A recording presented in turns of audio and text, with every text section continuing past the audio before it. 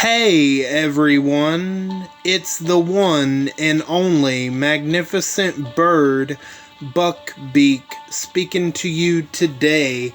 And in today's video, I got another CRW video for you guys. And yes, it is late Saturday.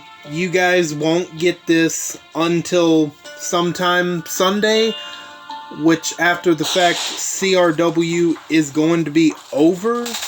But I wanted to do it Friday night, but my nephew, he was staying the night with me, so it wasn't possible to do it Friday night, but I can do it tonight. But you guys wanted to see this, so I figured, you know what, why not?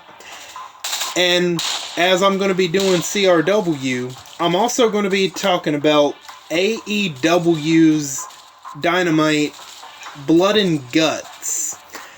I'm not going to talk about every single detail of the show. I'm just going to, I'm going to talk about everything that I can definitely remember about that show. And we're especially going to talk about that Blood and Guts match, which, for those that don't know, that's AEW's version of War Games, but the structure of Blood and Guts is built better than WWE's version, in my opinion, and I don't think a whole lot of people would disagree with it. It looks more menacing than WWE's current version of War Games. I don't know, WWE's version just looks really... it looks stale in comparison. But, yeah. Before we get started, if you like this video, hit that like button and subscribe if you are not already subscribed. And feel free to leave a comment down below and share the video if you would like to. If you do any of those four things, that would be very much appreciated by me. And I hope all of you are doing good and staying safe out there and staying cool. I'm doing good and I'm staying safe for the most part. And yes, I am staying cool. And if you hear some racket beside me, I have special guest Coco joining me tonight. So she might be licking her paws right now, just in case you hear anything near me. Like right there, she's grooming herself. She's just licking her paws. That's what she's doing right now. So let's see. You know what? I want to hire... maybe we hire some of the mercenaries. Maybe we can get one other person to join. But, while we're waiting, yeah, let's talk about AEW. Dynamite. Blood and Guts. So... the show starts out with MJF coming out to the ring, and before he comes out to the ring, this is something else. He's got cheerleaders on the ramp cheering for him, and they're cheering, MJF, right? As cheerleaders would normally do. So he's got some cheerleaders cheering for him. Then his music hits, he comes out there, and of course he's insulting the crowd. I can't remember everything he said, but his typical classic MJF being, him being a heel, love it. And pretty much, since MJF is the new AEW International Champion, he pretty much says, he takes the title off of his belt, and he says that this championship is pretty much garbage, and he proceeds to throw that championship in the trash, and he presents an all-new title belt called the AEW, at least it's recognized by MJF, it's called the AEW American Championship. Yes. So the title belt has a symbol, a logo of the United States on the center of it in red, white, and blue colors. And even the leather strap itself is the colors of the American flag. And and there's a big flag that drops down, and it's supposed to represent the American flag, but instead of there being the stars on, the white stars, it's actually all of MJF's face on the flag, which, yes, it's really ridiculous, but you know what, I gotta love it. I thought it was great compared to what comes after.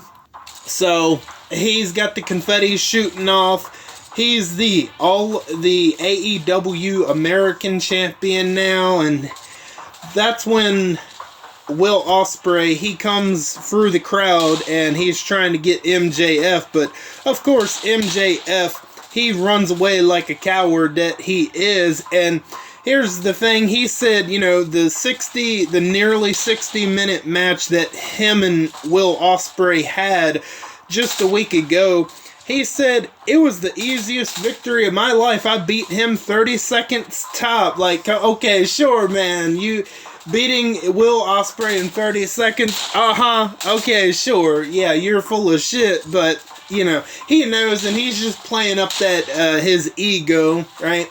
So he runs away after Will Ospreay gets in there because Will Ospreay, he was supposed to be there, but somebody flattened one of his tires, and obviously it was MJF that did that, so he wouldn't get to the show. But one of the commentators, but one of the interview people backstage, Will Ospreay borrows their car to get to the show, and he goes along with him because, like, hey, he's hijacking his ride, right? So he gets in, he gets there, MJF's running away, and, well, it looks like All In is going to be Will Ospreay getting his rematch against MJF for the AEW International / AEW American Championship. I mean, I guess the International Championship is going to be still on the line, but the point is, both of them are going to face each other again at the end of August, and I'm going to make my predictions for who I think the winners are going to be at AEW All In once we get more confirmed matches. But I was wrong about MJF facing Daniel Garcia. It doesn't look like that's going to happen.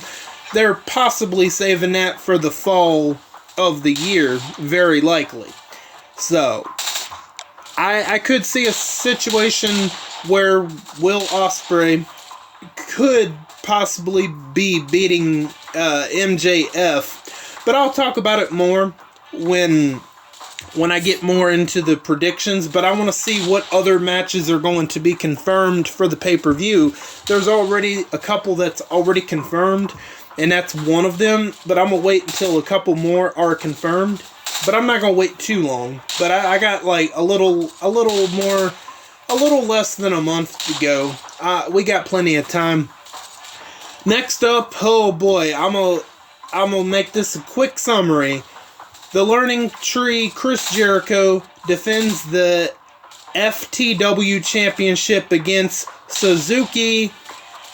99% of the match is knife edge chops, and Suzuki does so many knife edge chops to Jericho to the point his chest starts bleeding, and Jericho uses a low blow. He beats Suzuki 1, 2, 3. There you go. Wham. The worst part of the show out of the way, just like that. It was a really good show, but that first match, absolutely dreadful. Dreadful. And, well, it doesn't help. It doesn't help that you got this terrible gimmick on Chris Jericho. And then you got this old guy, Suzuki, who he can't really move around a whole lot no more, so it, without a question, made it the worst match of said night. So, yay, Chris Jericho retained, whatever. Glad we don't have to look at that jackass no more throughout the night. Great. Next up, let's see. I'm trying to remember everything that happened. Next up, I might be going out of order, but it doesn't matter. Willow Nightingale, she gets interviewed backstage. This past weekend, she had won the CMLL Women's Championship. Great, so she's holding on to another title, so okay, great. So this is obviously going to go into Willow Nightingale and Chris Statlander's, them continuing their feud. However, here's the overall negative about this. That rivalry doesn't need a championship. However, Willow Nightingale, she's got a championship, and it comes to that Chris Statlander challenged Willow Nightingale to a championship eliminator match for next week's Dynamite. Here's my theory. Willow Nightingale already beat Chris Statlander once, and the two of them are going to have another match coming up. I think Chris Statlander is going to definitely win the second matchup, because that would make the third matchup at All In, except it would be for this CMLL championship, which, in my honest opinion, that rivalry does not need a championship. They're making a mistake with that, in my personal opinion. Yeah, okay, great. So great. I think Chris Statlander is gonna beat Willow Nightingale, so they end up facing each other once again. Then, let's see.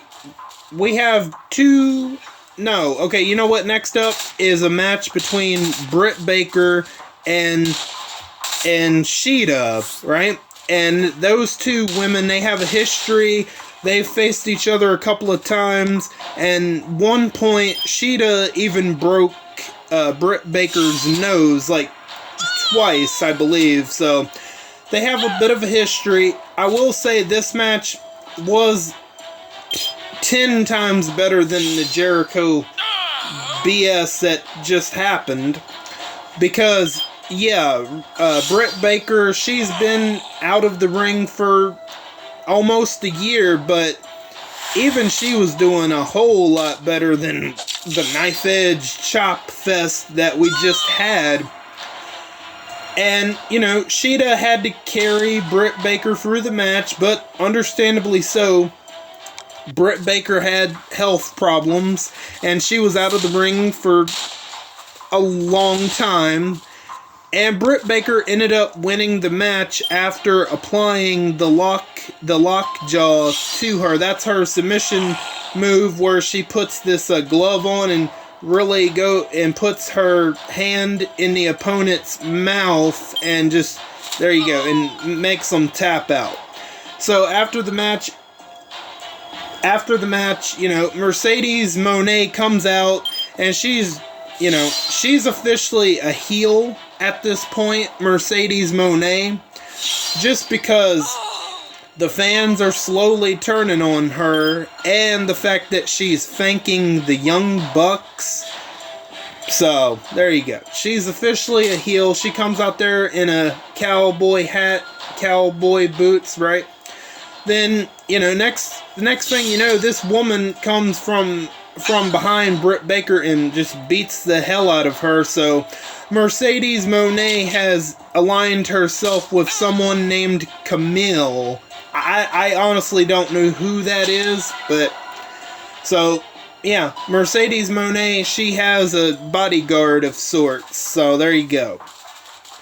Next up, after the Britt Baker match, we have two more matches that are squash matches, and I mean, usually I would complain, oh great, we're getting a squash match, but in this instance, I actually don't mind, because we have a blood and guts match coming up, so The 2 squash matches are no more than 3 minutes apiece.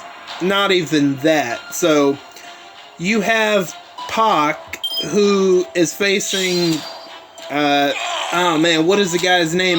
You know what, it doesn't matter. Pac, he just beats him really quickly. 1, 2, 3, goodbye. The end, right?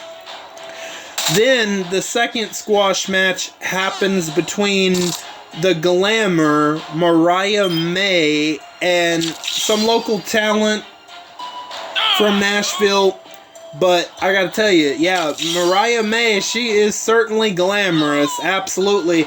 The new ring attire she's got going on, and plus they actually finally gave her own music, a part of her entrance. Great. Mariah May squashes her in a couple of minutes. Great.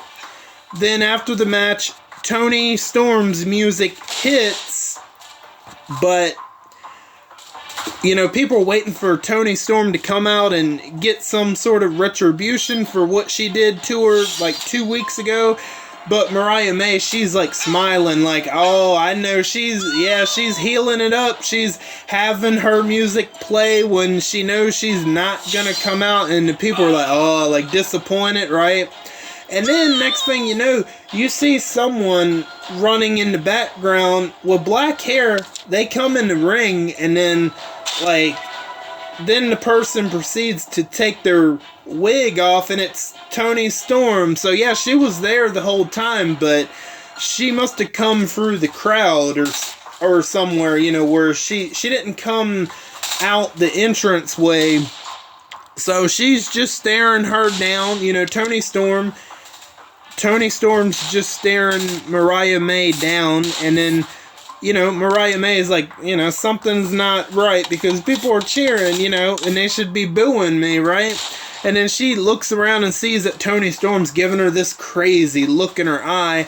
And once they see each other, they start beating the hell out of each other. And oh boy, I was like, yes, let them fight. This is exactly what we want. But now, here comes the referee, security to separate them. And they're trying to get at each other, and that's when Toni Storm, she manages to get a microphone, and she says to Mariah May, she's yelling when she says this, Mariah May, are you prepared to die? Because I am prepared to die as well. And she, she's not saying it normally, she's hollering when she's saying that. Oh man, the build for their match so far has been pretty good. Absolutely has been pretty good. Hopefully they put on a pretty good match. And obviously that's another confirmed match for All In. So let's see, was there anything else to happen? Let's see. Yeah, no. Okay, so we're gonna get to the Blood and Guts match. We're not gonna talk about everything that happened with that match, because that match lasted almost an hour. Because you got 10 men, and they come out one at a time. So, Team Elite, they get the man advantage in the match, right? And what that means is, you have one member of Team Elite come out, one member of Team AEW come out, and then after so many minutes, you'll have a member of Team Elite come out, then AEW. So essentially, it'll be 2-on-1, then 3-on-2, then 4-on-5, so and so until all 10 men come out, right? That's how it's working. And the match doesn't officially start until all 10 men enter the 2 rings, because you got to remember, this doesn't take place in one ring. They have 2 rings side by side, so they have more room to do all the spots and all that stuff that they're going to do. So let's kind of skip to when the match is about to start and go from there. So it's 4-on-4, Darby Allin, Jack Perry, both of the young, let's see, Jack Perry, both of the Young Bucks, and Okada are out there from, Team Elite, and Darby Allin, Mark Briscoe, and both members of the Acclaimed are already out there. The timer is counting down for the last member of Team Elite to come out there, which is going to be Adam Page. And here's the thing, Adam Page hasn't been seen all night, so when it comes time for Adam Page to come out there, his music hits, but Adam Page, he isn't coming out. He's not coming out. His music is still continuing to play, and you're like, well, what's going on? So after a little bit, they stop playing his music, and it's still 4-on-4 between the ones in the structure. Then a couple of minutes later, the final member of Team AEW comes out, which is Swerve Strickland. He comes out. His music plays. He comes out. He's heading to the ring. And as he's getting closer to the ring, you can see Adam Page sprinting. He is absolutely sprinting, running to Swerve Strickland. He attacks Swerve Strickland from behind, and he has a pair of handcuffs ready for Swerve Strickland, and he decides to handcuff Swerve Strickland to the cage, and he's trash-talking Swerve Strickland, you don't deserve this, you SOB, you don't deserve this, I'm gonna burn your world, I'm gonna eat you, he's just talking trash and just beating the hell out of him. He even takes the AEW World Championship off of Swerve Strickland and just, bashes him with it, and he's just continuing to beat the hell out of him. And that's when Matthew Jackson, he notices that Adam Page has finally showed up. He gets a microphone. He's like, Adam Page, what the hell are you doing? Where the hell you been? Get in this ring now. You better get in this ring now. We had a deal. And he just continues to ignore, Adam Page continues to ignore Matthew, and he's like, you better get in this ring now. You see, he said the last time we suspended you, but this time, if you don't get your ass in the ring right now, you will be fired. And he stops, he looks up at him, and he stops, he gets in the ring, and then after Adam Page gets in the ring, he tells the referee, close the door, lock the door, start the match, and the referee's like trying to, what about Swerve Strickland, Matthew, he says, I don't give a damn, he says, I don't give a damn, I'm a EVP, I don't give a damn, lock the door, start the match, that's my final word on it. So referee does what he says, he locks the door, and the match officially starts 4-on-5 with Swerve Strickland outside. He's handcuffed to the cage outside. The match starts anyway, even though it's not supposed to, until all 5 or all 10 men are supposed to be in the ring. But this is an interesting dynamic they're having. You think, well, Team Elite looks like they're probably going to win, right? But we get back, a little bit into it. That's when Jeff Jarrett comes out, Billy Gunn comes out, and they're trying to assist Swerve Strickland. It's for it's to try to help Team AEW beat Team Elite, right? So then that's when I cannot remember that guy's name, but he's aligned himself with the Elite, and he's trying to stop Jeff Jarrett. He's like, no, you can't do this. I'm not going to let you do this. And that's when, that's before Billy Gunn comes out there. He's trying to tell Jeff Jarrett, no, you can't do this. I'm not going to let you do this. Then Billy Gunn comes out and he tells the guy that's aligned with the Elite, he's like, hey, look, he just punches him, and then Jeff Jarrett proceeds to take the guitar in his hands and bashes the guy over the head with it. It was such a...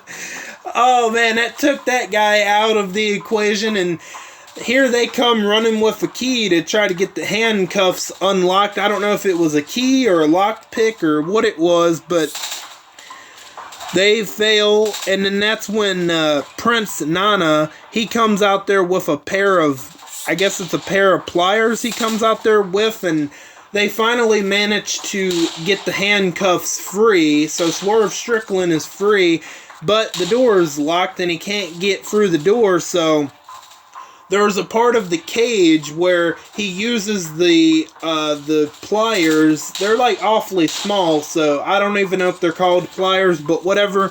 He uses them on a part of the cage and it cuts through, and bam, there you go. He's finally in the match, and that's when he goes.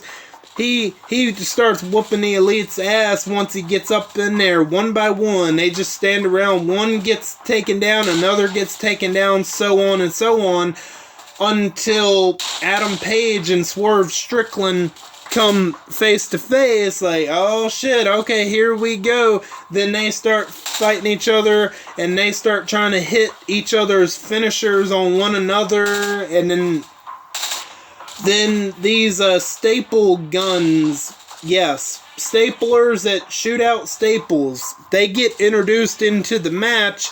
I don't know where Swerve Strickland got his from, but he introduces one. I guess maybe he brought it with him. I'm not really sure, but yeah, so a staple gun gets introduced into the match, and he's trying to use it on Adam Page, but the Young Bucks, they came prepared. They bring in these two crates, like kind of like briefcases, and one of them has staple guns. They all get staple guns, Team Elite that is, except for Adam Page, and they all start stapling Swerve Strickland in different places, and Swerve Strickland, he's just screaming in agony from getting stapled every which way by the Elite, and he goes down, and then he doesn't stay down long, because he ends up starting to laugh all evil as he's getting up. And then, oh buddy, even though he just got shot with them staples, he uses the staple gun that he had, and he just uses it to staple each member of Team Elite one by one, and then he ends up using it on Adam Page's cheek, which, which wrestling company is using staplers to staple each other? Like, tell me that now. Because it certainly ain't WWE. But anyway, this ain't about WWE. This is AEW's time to shine. So, after the staple guns are involved, Adam Page and Swerve Strickland, they end up fighting each other, and once the opening of the cage is, once they can get out of the cage, Adam Page and Swerve Strickland, they end up going out of the cage in the two rings, and pretty much they end up going on the stage, and they take each other out of the equation. Both of them, they end up, one of them, does a move, and they both go flying off the stage through a table, so they're both taken out of the match, permanently at this point. And we get back, the Young Bucks have set up 4 tables on the outside, and I believe it's Nicholas Jackson and Anthony Bowen. They're on the outside climbing part of the structure outside, and, well, Nicholas Jackson, he ends up sending Anthony Bowen through the 4 tables set down below, so that takes Anthony Bowen out of the match.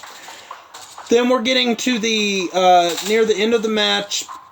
There's 2 tables set up inside the ring, And well, you have Mark Briscoe. He's great in the match.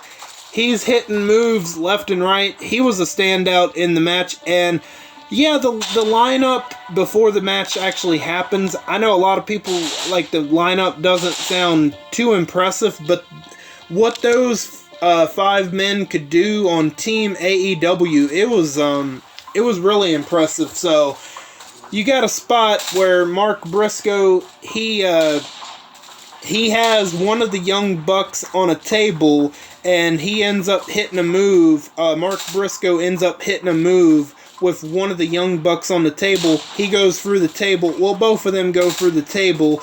And then Darby Allin has Jack Perry on another table, and Darby Allin, he's climbing.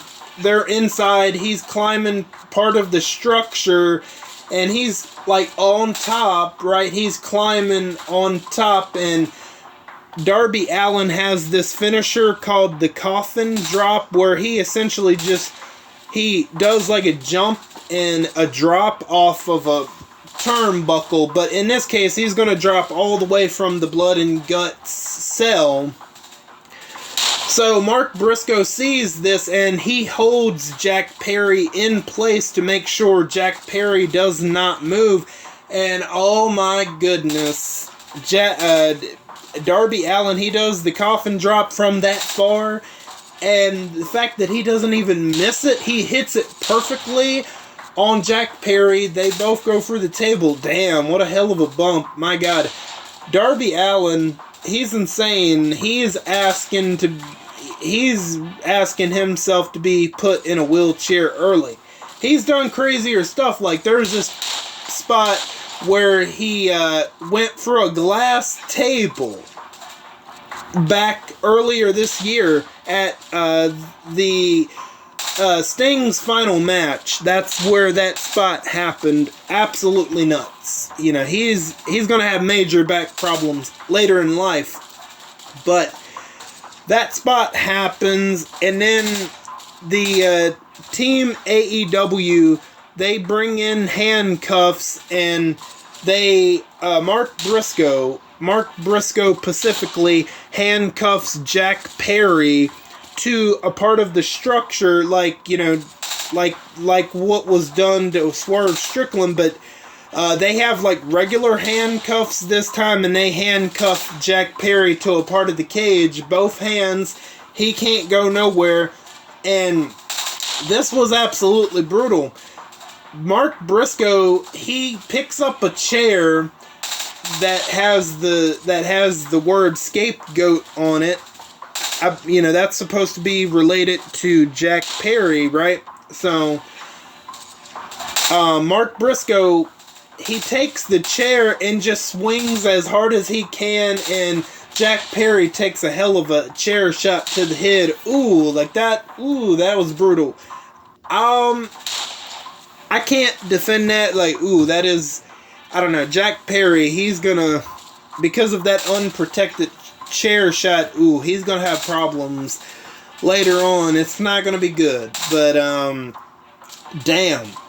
Anyway, after that happens, you know, Mark Briscoe is telling them, you know, y'all better quit. Y'all better say I quit, because the match is only won by submission or when the losing team surrenders, pretty much saying I quit, right?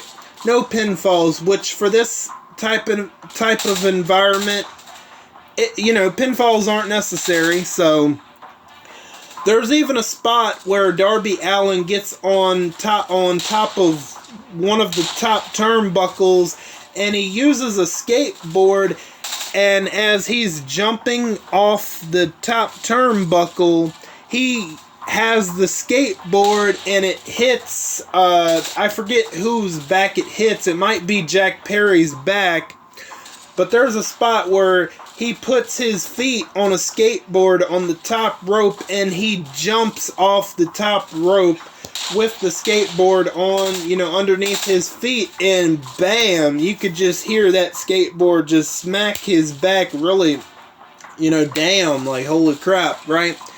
So, we're getting to where Jack Perry is handcuffed, And, you know, Mark Briscoe's like, do y'all want to quit? You better quit, boy. And that's when Darby Allin, he grabs a microphone and he's like, oh, y'all don't want to quit? Okay, let's get this party really started. Hell yeah, let's go ahead and get this shit started right here, right now. He drops the microphone, he goes under the ring, he's looking for something, and Anthony Bowen, he's out of the match for the remainder of it. Swerve Strickland, Adam Page are out. They also had another pair of handcuffs where they handcuffed Matthew Jackson to one side. He didn't get handcuffed to the cage, but they handcuffed him to one of the ropes, so Matthew can't do nothing.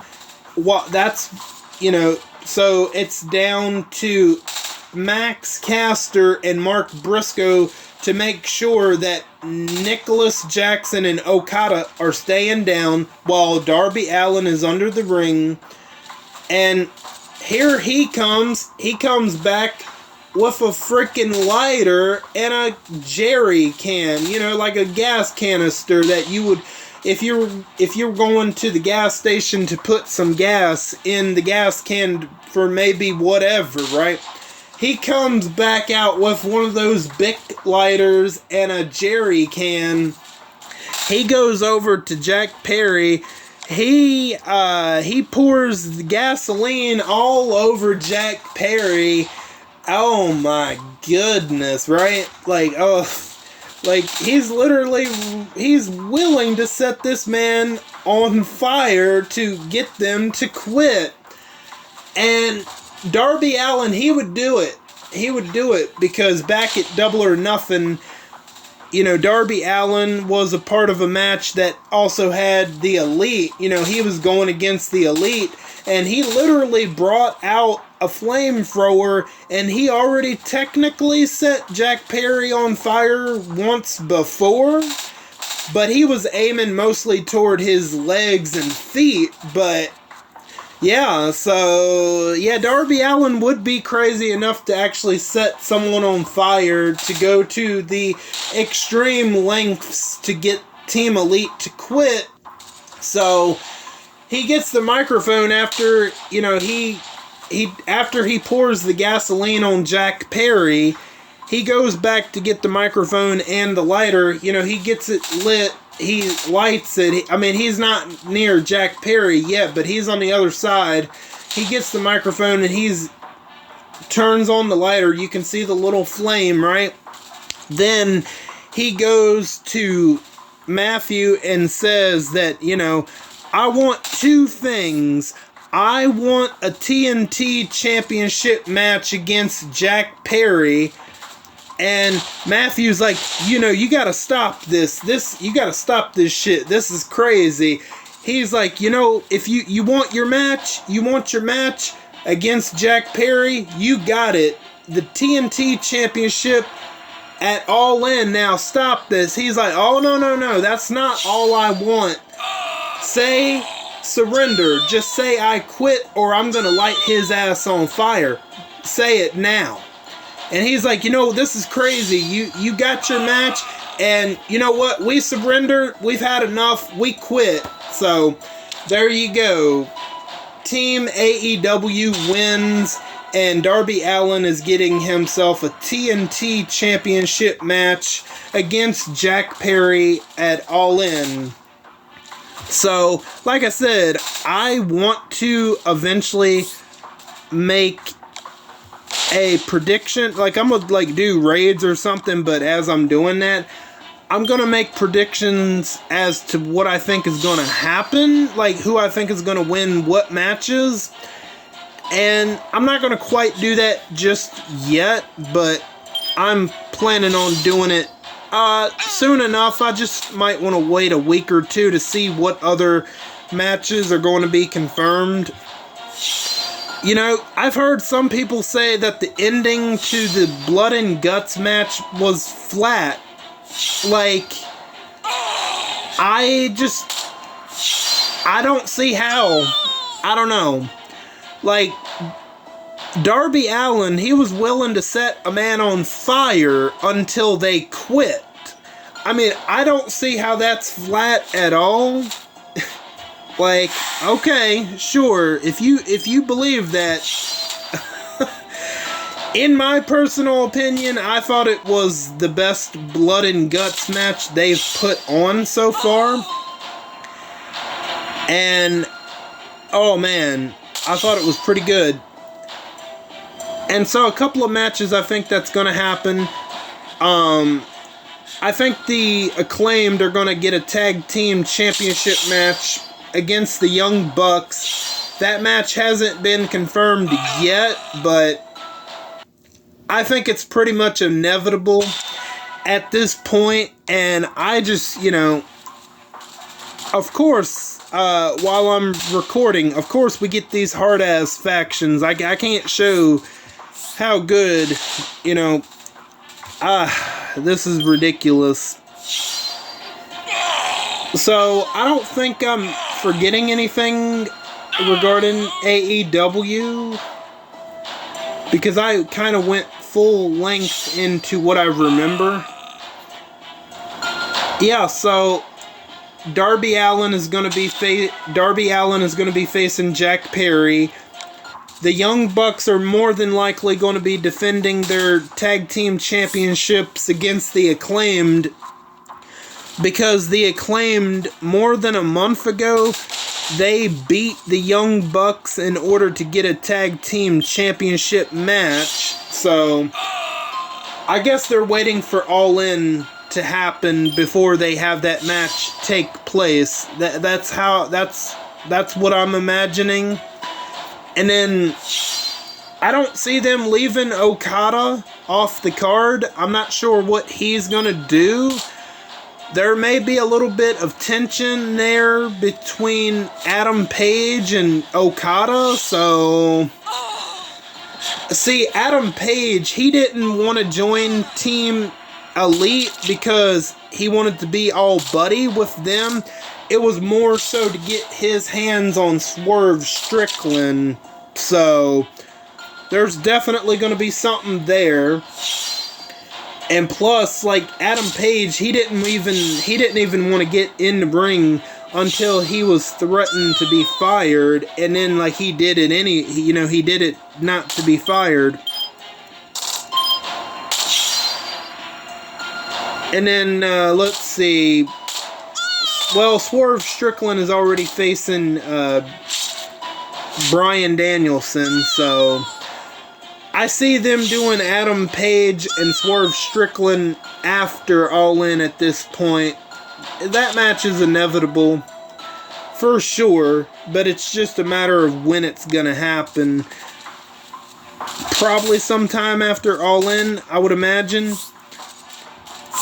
Because, yeah, there's a part in the Blood and Guts match where Adam Page, he actually shoves Okada out of the way, and then there's another part of the match where he's aiming to hit Swerve Strickland, I believe, with a finisher, but he accidentally nails Okada with it, so that could be reason enough to have a match between those two right there. So I don't imagine them leaving Okada off the card of All In. And then I think we're probably going to get Chris Statlander and Willow Nightingale at All In, but that match is going to be for a championship, which really the only negative about that rivalry is it doesn't need a championship. I don't know what they're thinking by doing that, but Willow Nightingale won the first match. Chris Statlander challenged her to another match coming up on Wednesday. I do think Chris Statlander is going to win that second matchup, because it wouldn't make much sense for Willow Nightingale to win 2 matches in a row, because if they do that, there won't be a need for a third match between the two. So, Yeah, I'm gonna wait until there's a couple more matches confirmed for All In, and you know, before I make a predictions on who I think is gonna win what matches. Of course, I would want to have a list of every single match in front of me in order to do that, but that will be coming. I'll probably do it in a rating with me video, which I could have done rating with me last Wednesday, but I would have, for that one Wednesday, I decided not to. How are they getting revived? Really? You're telling me all of a sudden she's a reviver? Bullshit. Let me see. Wait. How is she so difficult to take down and her mythic abilities aren't even leveled up? What? Are you serious? This is absolutely insane. Like, where is she getting revived from? Like,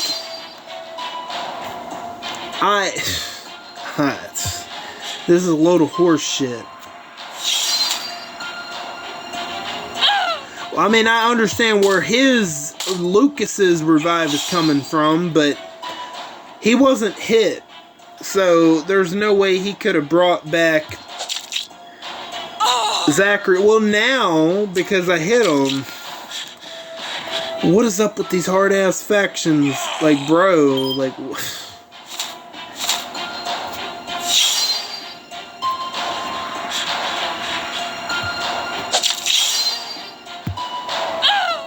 Come on. Come on, Michonne, help me out. Alright, thank you. Damn.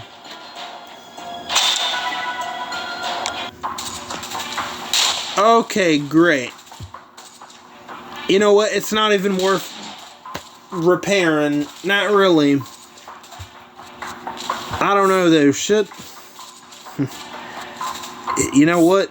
I normally wouldn't, but to give you guys content, I will the one time.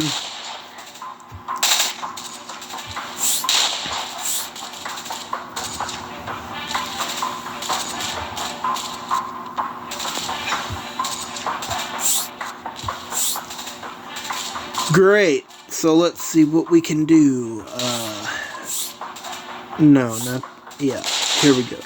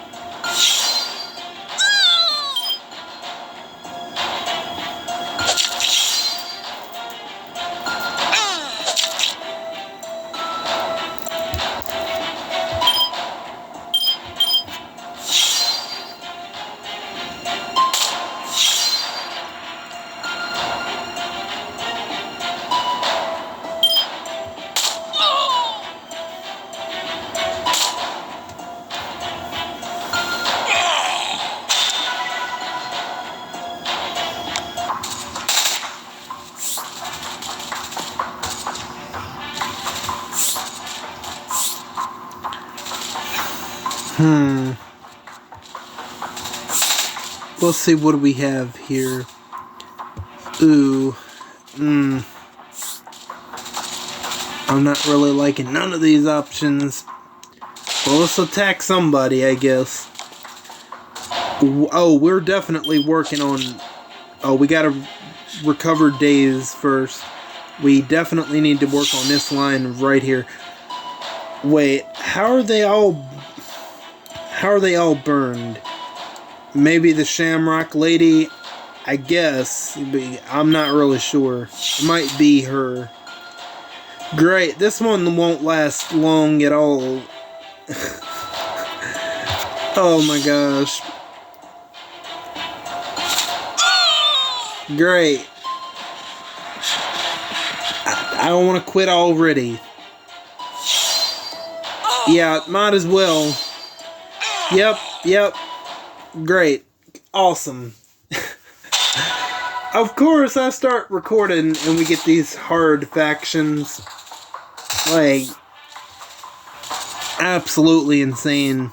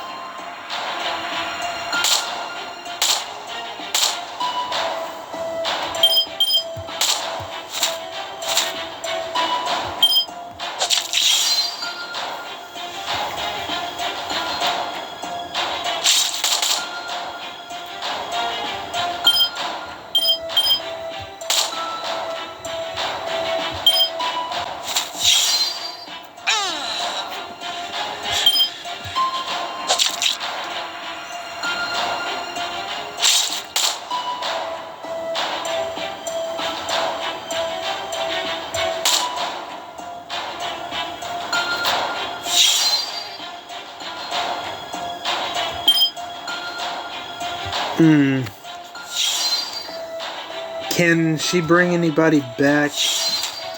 No, I think we're good. We might be good. Really?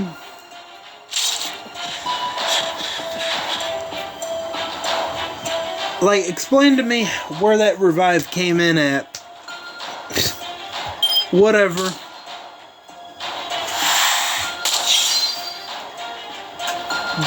Goodbye.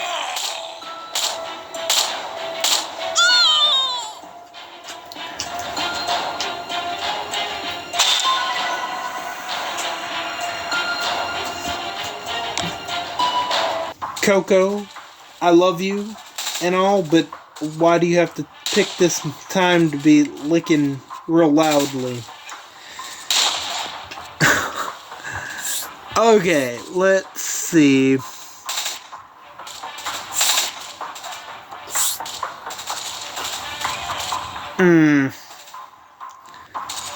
Do I? No, you know what? I'm not wasting the refill.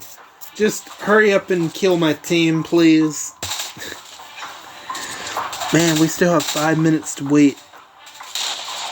Okay, I'm just seeing how much time I've been on. Okay. Wow, I've been on for 50 plus minutes. It don't even feel like 50 minutes to me because I had so much to talk about.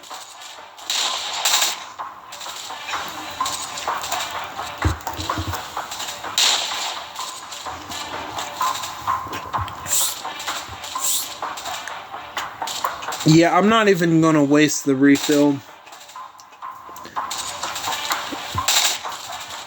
Wow. Oh man.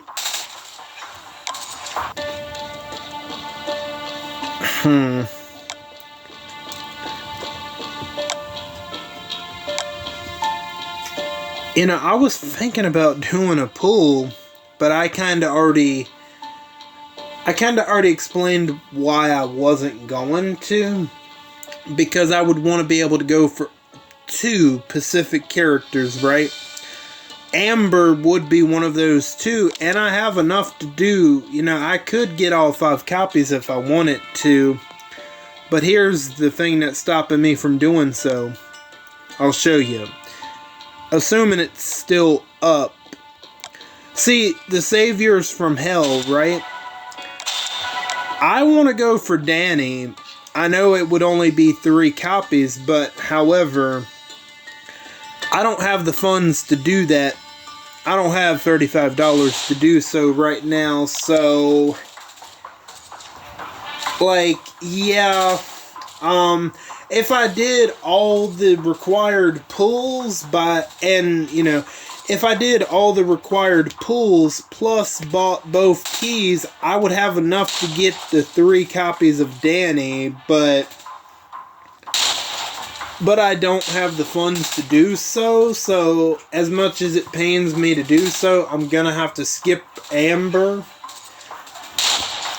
If I had the money to do so, oh, I would definitely pull for sure, because I would be getting 5 copies of one character plus progress on another character. That was my thinking on it.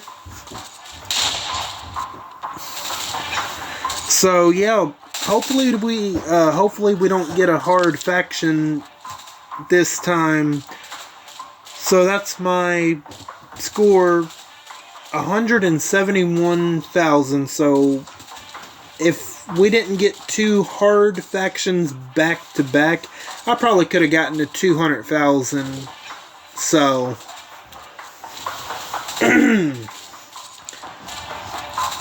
so hopefully your wars are going well, or hopefully by the time you guys get this, CRW will be over.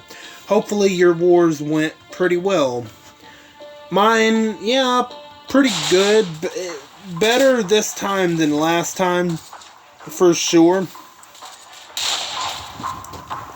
So hopefully we can get someone else to join up. Or, you know what, we just have to wait and we can use the mercs. I forgot. Oh, also another negative about this CRW is no towers, which, you know, that sucks to be missing out on extra points.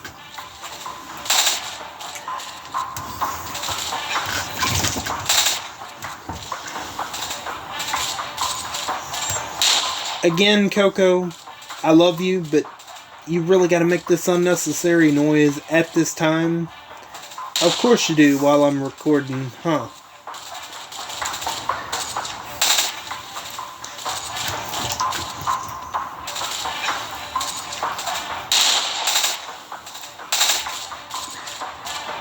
Okay, so I'm gonna hire another merc.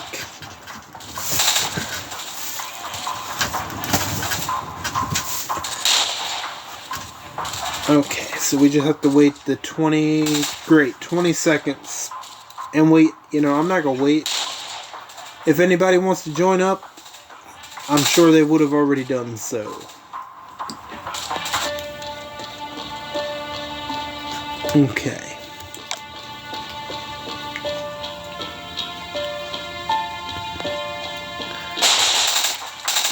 Alright, there we go. I'll wait like 5 seconds tops to see if anybody happens to join. I'll wait 5 more seconds. Then I'm gonna hit find opponent. Okay, nobody's joined. Great. Usually I wouldn't be in such a rush, but I don't wanna, you know, I wanna give you guys content, and I don't want to stall so much.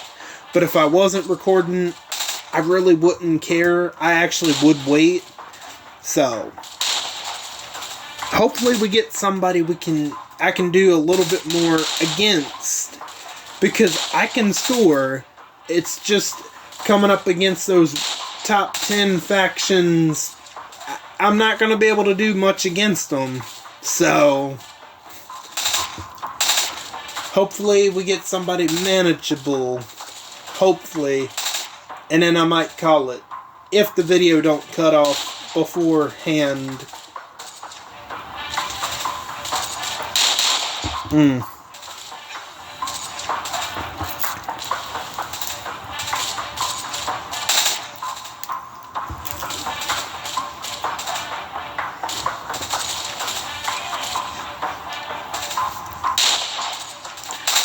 Alright, yes. Alright, we can finally do this. Alright, oh yeah, I have a pretty good feeling about this one. It depends on, let's check out the teams. Eagle Korea. Not gonna lie, that second one worries me a little bit, but should be manageable. Test. Okay, that's gonna be pretty easy. Okay. Alright. This should be manageable, yes. Let's do this.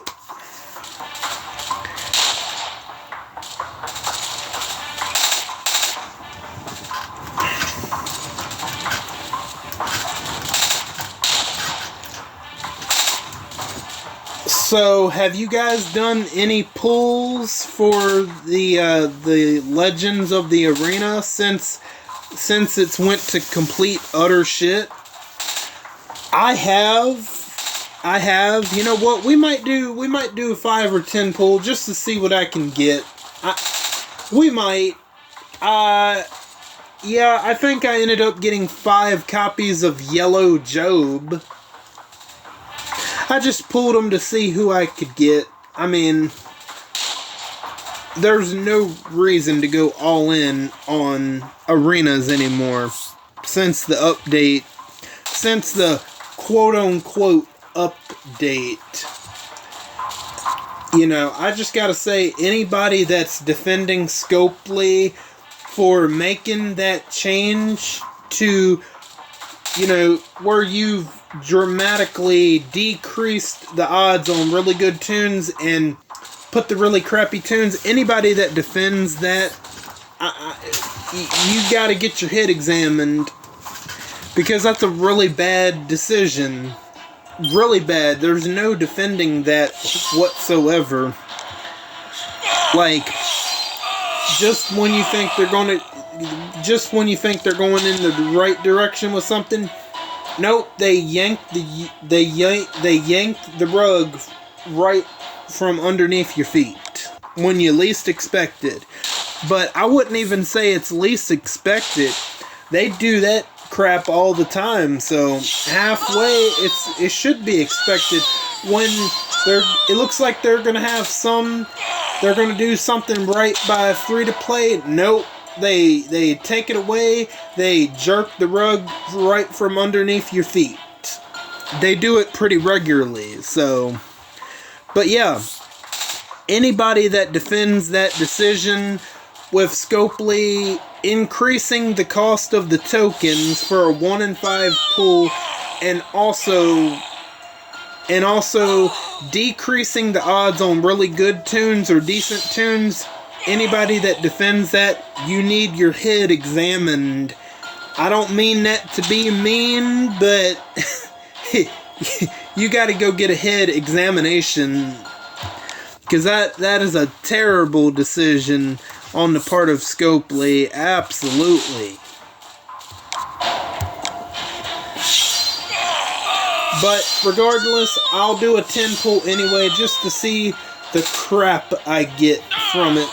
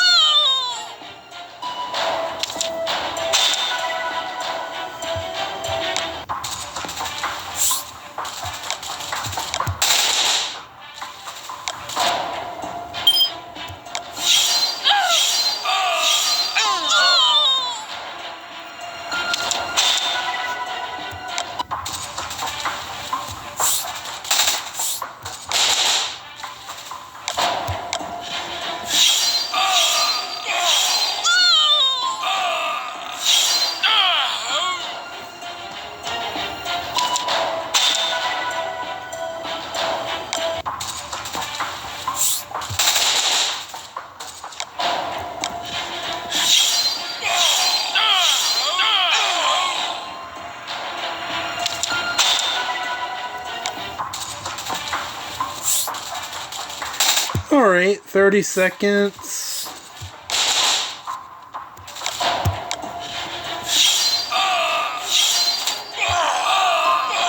How long have we been going? Okay, over an hour, 5.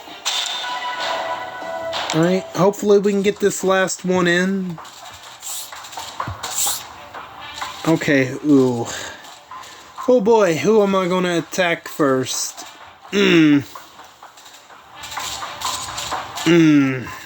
Let's go with Mackenzie, I guess. Let's see.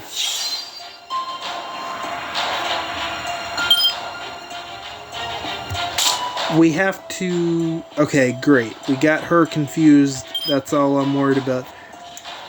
I don't know how she got dazed, but no, we're not having that happen.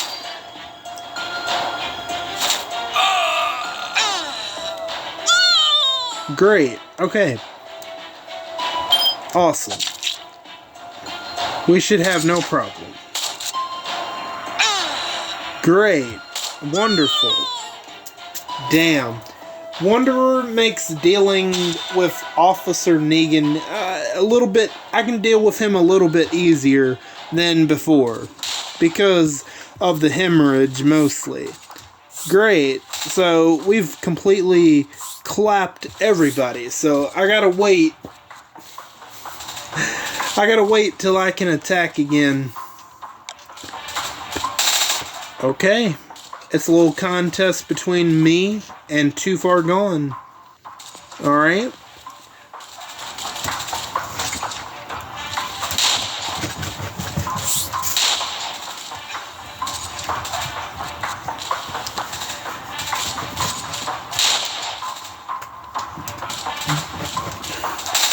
Let me ask you guys this. Do you think CRWs should be 20 minutes or shortened to 10 minutes?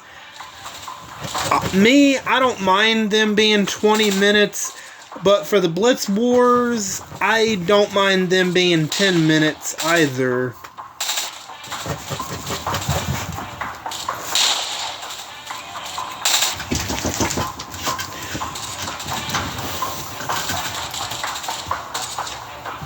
Okay, so about 20 more seconds.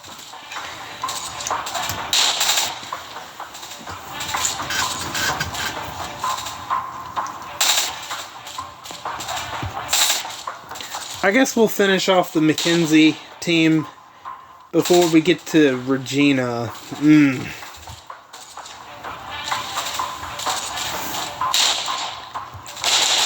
Alright, let's go.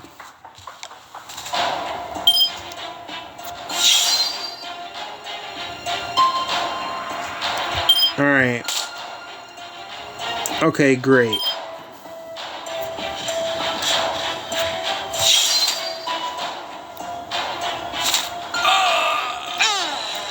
Oh no, that means...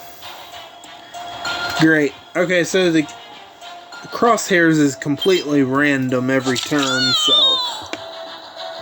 Alright, Michonne, let's do it. Alright, I didn't even need the hemorrhage there. That's awesome. Okay, so I have to wait another... It feels like forever to attack again. Great. Okay, so... I actually wouldn't mind if Too Far Gone... Let's see who's helping. Too Far Gone. DSR. Forever. But, yeah. Too Far Gone, you know, if you would help me out maybe a little bit, that'd be awesome. But let's check the war log. Okay. Alright, let's get this little mini earthquake out of here. Okay. Good. Alright. And what I meant by little mini earthquake, I was referring to Coco. Alright, now that we got all that noise out of here, it should be relatively quiet for the rest of this. She usually doesn't join me, but let me see.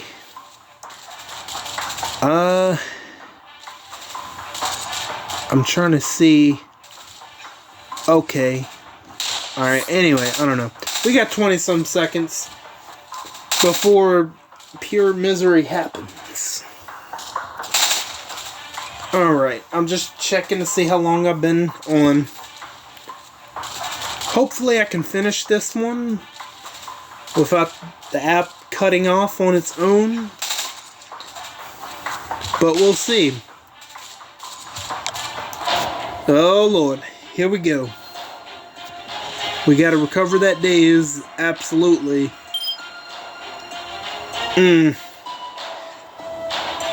Because I gotta think about this. I need to normalize Vance. Ah, damn, see.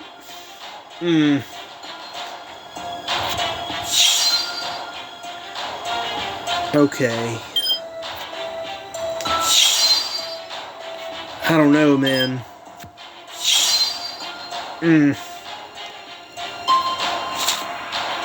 At least he won't be able to taunt people. Morgan, that is. Damn, full Guardian Shields. Holy crap. Yeah, I'm not feeling too good about this one, to be honest.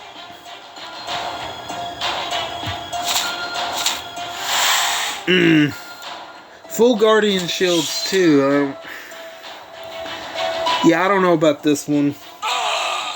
Yeah, I don't... Yeah, I...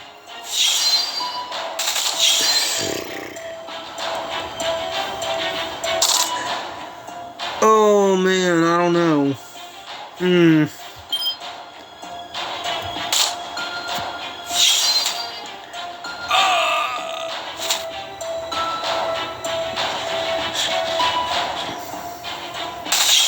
Great, he's confused. Yeah, it's probably over. Yep, it's over. Yeah, it's definitely over. Oh well.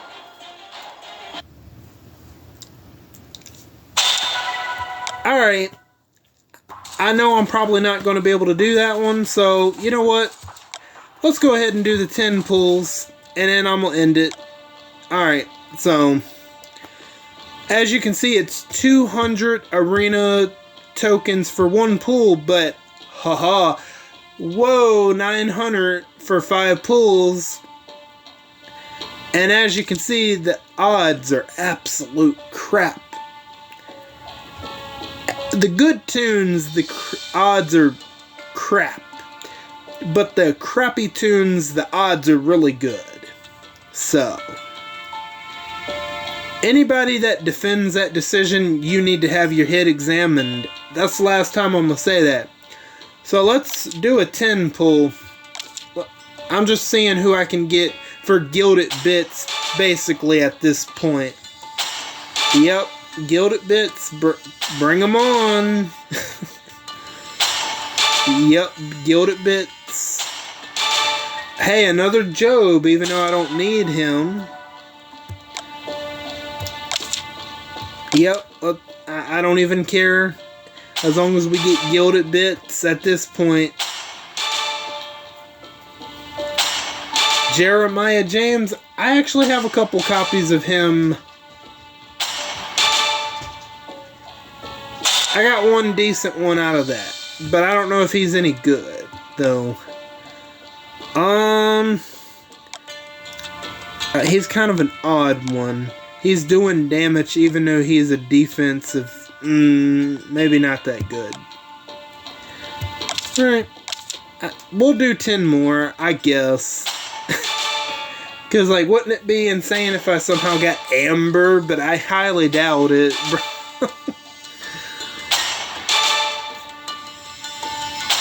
I think I need a Hina. I might need one of her, actually. Yep, this will be it. Mostly Gilded Bits. No, that's my first Rick Grimes, actually, so... Okay, the rest of it is Gilded Bits. Yep, that's my first Rick Grimes right there. Although, I'm not sure... he might be okay, but I'm not really going to prioritize him. And the fact, his leader skill, the fact that a random enemy gets normalized, see, I don't like that. Yeah, I doubt I'm going to prioritize him. Very unlikely. So let's see. No, that's the wrong button. Let me go to my roster.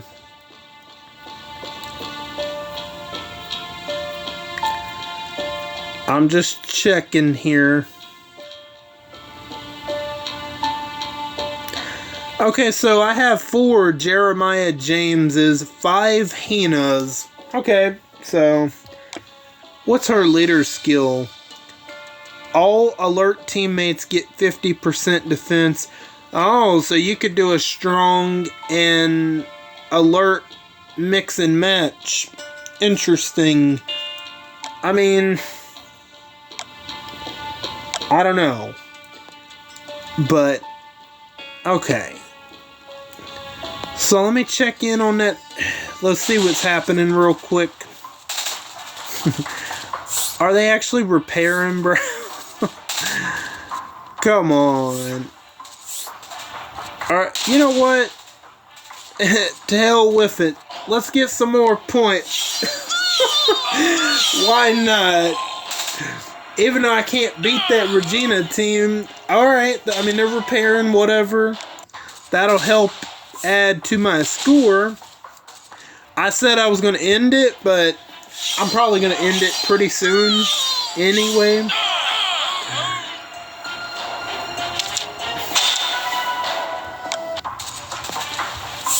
Oh my goodness, did you really repair as well? Well, we only got about a couple more minutes. You know what, let's see if we can hold out and hope the app doesn't end. And then after this war, that'll be it for tonight.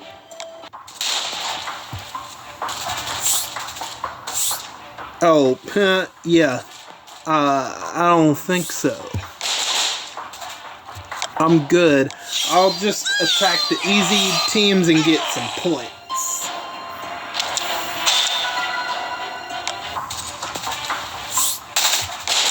I don't have time to fool with the Regina team.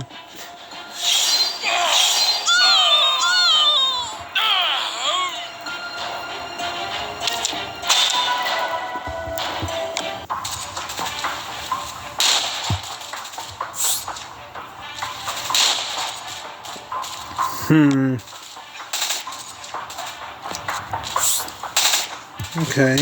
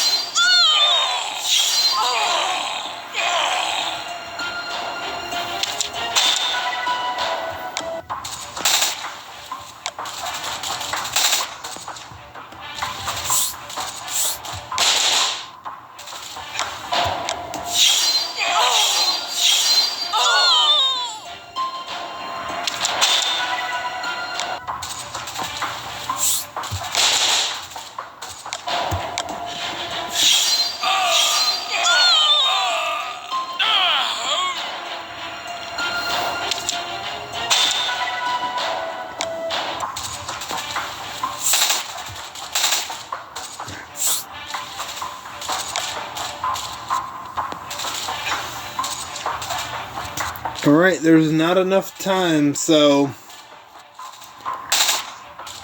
I'm pretty much going to end it right here, as I don't think I would have enough time, and plus I want to get this so I can, I want to get this ready so I can get ready to upload it. And like I said, it's going to be sometime Sunday before this is uploaded.